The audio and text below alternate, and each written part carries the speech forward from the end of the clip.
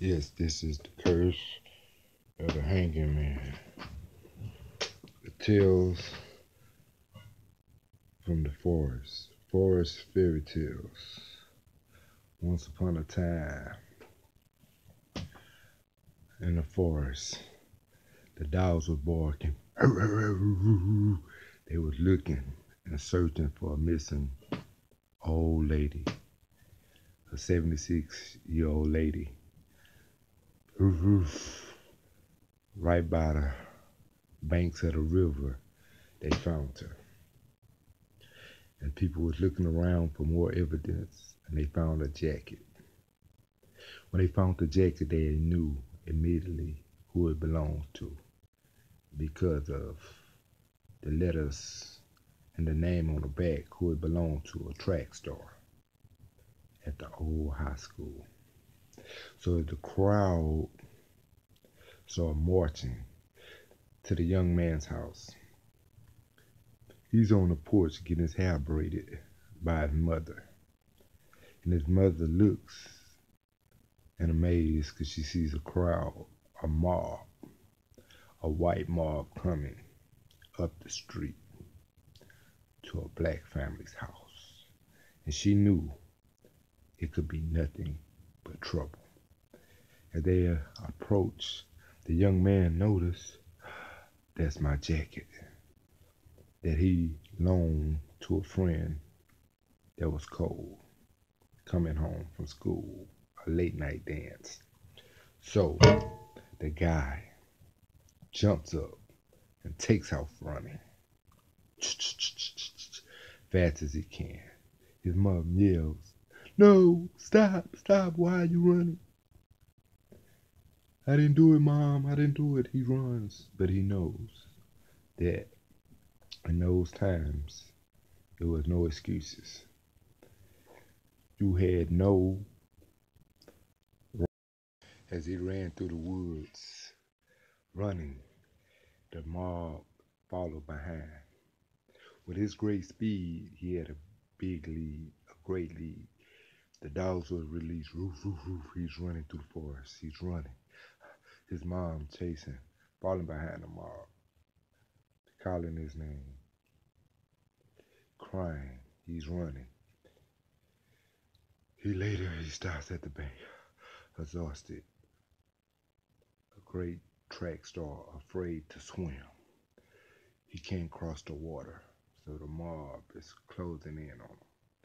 They grabs him. They drags him. They pull him to the nearest hanging tree. They put the latch around his neck, lasso it up. They pulling him up the tree. His mom screamed, "No, not my son." She's slapped to the ground by the sheriff's brother. The mob began to beat her and set her on fire. She's reaching out, and her son is reaching down as he's being hung by a tree. She's stuck reaching for her son. He's reaching for his mom. "No, let him go. He didn't do it. He didn't do it."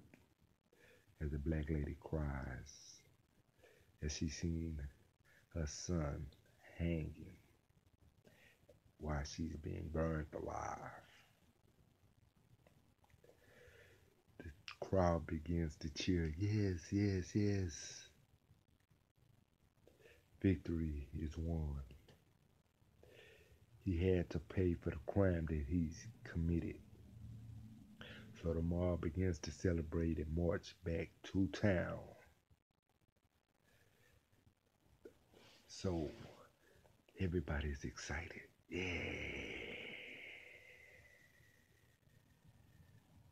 They just hung a man and celebrated.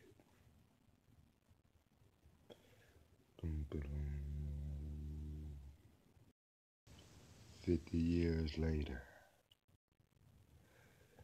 an old man coming home from working in the field from sundown to sunup. He walks to his house and opens his door. And he walks into the bedroom to let his wife know he's home. When he opened the door to the bedroom, he screams as he sees a horrifying sight of blood splattered all over the wall. His wife is dismantled. He picks up the phone and telephones the police. Everybody comes over. By that time, the whole community is gathered inside the house outside, wondering who could have done this. There's no witnesses or anybody, so they have to bring the guy in for questioning and talk to him. And he explains what happened. It's a tight-knitted community of all white people. So they let him go. Soon as he was let go, while he was in the interview room, they had another phone call. Another gruesome murder had occurred in the same community. So they rush over and someone has been mutilated again. While they're investigating, they get another call. Another murder. This time, they identified him. So they asked the guy the description. They gave it to him. And he said it was him. Tall Baby. The old track star. So everybody laughed. Ha! This can't be. He's been dead over 50 years. Another call in. We seen him running from the house as we were tending the fields. This can't be, said the sheriff. There's only one way to find out. We have to find the burial site. Any information on this Tar Baby track star. So then again, another fall. Another body drops in the community. What could it be? The Tar Baby is alive. The police department is in an outrage. They are having a big investigation. Everybody find any leads on this Tar Baby. Find his gravesite. Anything. That night, the sheriff gathered everybody that was in the investigation to the river to look for the burial by the tree where Tar Baby was hung. They couldn't find a gravesite that was over 50 years old. So they said, who did the hanging? It was old Mr. Thomas. So they said, let's go to Mr. Thomas' house. So they went to Mr. Thomas' house. One investigation, there was put out a newspaper of that day when they took a picture of Victory of him hanging Tar Baby. And they said, Mr. Thompson, where is the body of Toby that you pulled down after we hung him? He said, I can't remember. That's over 50 years old. They like, you got to remember. Look at this paper, this newspaper. So he like, oh yeah, I remember. I went back to town with everybody else to celebrate. I didn't bury the body. I didn't take them down. Matter of fact, after hanging, I don't even bury the body. I chop it up and sell it as alligator bait. But that particular day, I went to celebrate. have a few drinks. Maybe my assistant took him down. Who is that? Oh, that's old George. So off they went to George's place. George, what do you remember about the death of Toby that was hanged? And you supposed to got rid of the body. You said no. Old Tom did that. I only do it when he forget. So you mean to tell me you didn't do it either? No, not that particular day. Oh no. So now they're thinking maybe he didn't die. What could have happened? So the sheriff decides to go home. Later that night, he was awoke by a loud noise moving by the window. So he grabs his gun, he runs, he's seeing shadows flash by his windows. The third window he looks, pops up Toby. He looks closer, the window breaks. A hand tries to grab him. He shoots, pow, pow, pow, jumps out the window, he's running. There's a black shadow running fast. He shoots, pow, pow, pow, pow, pow. Oh my God, it's true. The cop. Hello, everybody, come to the station immediately.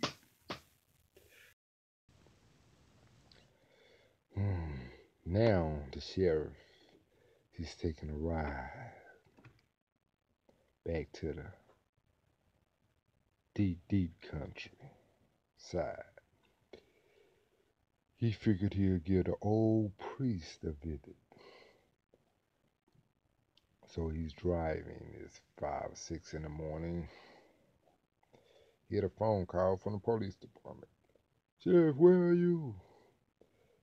I think I'm going to investigate a little more. So once he get there, he knocks on the door. The preacher looks. Who is it? It's Sheriff. Why do you come to disturb me this late? He said, we need to talk. I need to come in. Sunday is service, not Halloween night. He said this is serious, so he let him in. He said, what troubles you, young man? He said, I have something to tell you. The preacher said, would you like any tea or coffee? He said, coffee will be fine. So as they sat down at the table, he began to explain to him. He said, priest, is there such thing as the living dead? What do you mean? What are you trying to say? He said, 50 years ago, we hung a man, tar baby. And there's been a couple of murders in town, and I've seen him, and several witnesses have seen him, so he's alive. So the priest was like, how did he die? We hung him. So the pastor, he went to his library and pulled out a book of hanging. He said, where did you bury him? He said, that's the problem. They didn't bury him. So he looked in a book and he found the curse of the hanging man. He said, don't you know, Sheriff, when you leave a body hanging on a tree overnight, God cursed the land. So he's cursed. So he might not be resting. So he might be coming back in revenge. So it might be an exorcism, or I might have to capture this thing. So he said, come back to town and we'll search for him so you can put the spell and cast him to hell where he should be. So the Priest agreed and grabbed his bags, and they set off to town to capture Tar Baby, who risen on Halloween night, the anniversary of his death, of his guilty death. He was convicted of a crime. So finally they made it back to town, and they rushed into the police department where they was having a meeting. And the sheriff said, I have here with me the priest. He should help us in this investigation because we're dealing with something that is not human, something unnatural that the police cannot fight alone. So one guy looks and said, oh, it's Halloween, and we know that it's gonna be a lot of cows in. So everybody looking at the TV, a parade is going down, a festival, carnival. So they was looking, the reporter got attacked by a zombie. And you say, wow, these effects now are so real. It's scary. And everybody start running on TV. Screaming, oh. They were like, whoa, this is not science fiction. This is real. This actually happened. So everybody rushed, let's make it down to the fair. So all the police run out the police department. And they run to the fair and they get there. And they calling, hey, do not shoot it. So while he was on the phone, all he heard was pow. I said, don't shoot him. We need to study this thing, whatever it is. So when they got there, Toby was on the ground, completely lifeless. The sheriff ran over, what have y'all done? One man, what you expect? A black man attacking a white reporter? He has no chance. Sorry, we shot him. So the priest was like, okay, can I go home now? It's Halloween. The case is over. He's dead. Take me home, please. Because I don't want to be around this celebration of the dead, the ungodly activities. So he said, fine. So they driving home. The hearse got the body. They driving.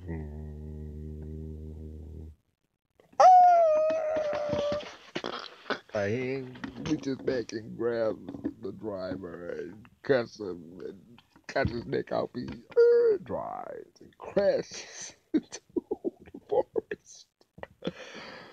Cars pile up. Pow, pow, pow, pow. The sheriff gets a call. The hearse just crashed. There's people that see Toby running into the woods. He said,